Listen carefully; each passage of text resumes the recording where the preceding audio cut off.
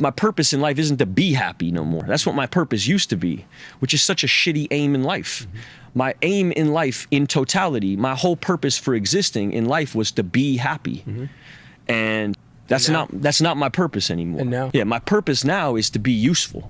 And so it doesn't make me useful to my wife to shame spiral on some shit like that. It makes me useful to my wife to show up for my wife and be stable for my wife when we take our kid to the children's hospital and she's tripping. And I happen to have a relationship with God that centers me at this point where I can be in an environment like that and be able to hold it down in that environment. So that's what my amends looks like today. Let's say you're God, and we have a big, long line of people. And I made it to heaven. I'm 75 years old. I'm 300 pounds. I made it to heaven. I worked for Ecolab my entire life, spraying for cockroaches. That's what I did. But I'm dead. I'm in heaven now. And you're judging us all now. So we're in line. We're all sitting there in line. And you have Adam Brown. He has a big board up, and you're talking to Adam Brown about his life. And you rip it down, and I'm next in line, David Goggins.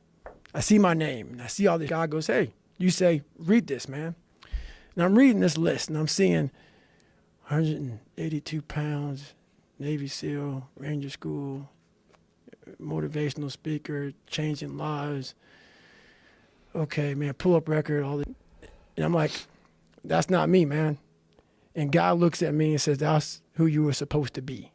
Your life isn't margaritas on a beach in Jamaica. That happens now and then. Those are exceptions.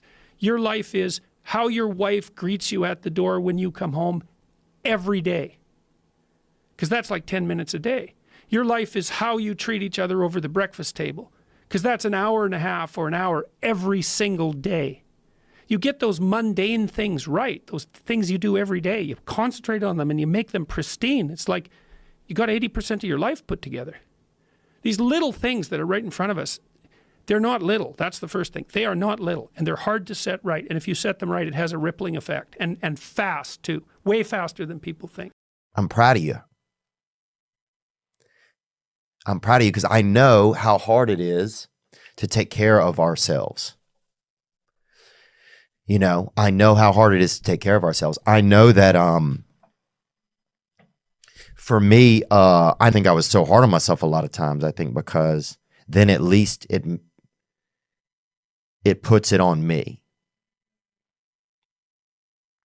which was the only thing that I felt I could try and rely on anyway. Losing your temper was a sign of weakness. As soon as I made that connection, I said to myself, this is weak. I'm going to try not to do it anymore. And what's weird is when you're a kid, I don't know if you remember this, but when I was a kid and you'd see someone get angry and it made you afraid. And so for a while, I saw it as like a power. You know, it's kind of a way to achieve power, that you can lose your temper and then all of a sudden you have this extra strength. And so when you're a little kid, and when I say a little kid, I mean, when I was 13, 14 years old, I thought, hey, if I could get that rage going and people are scared like I used to feel, that's a positive thing.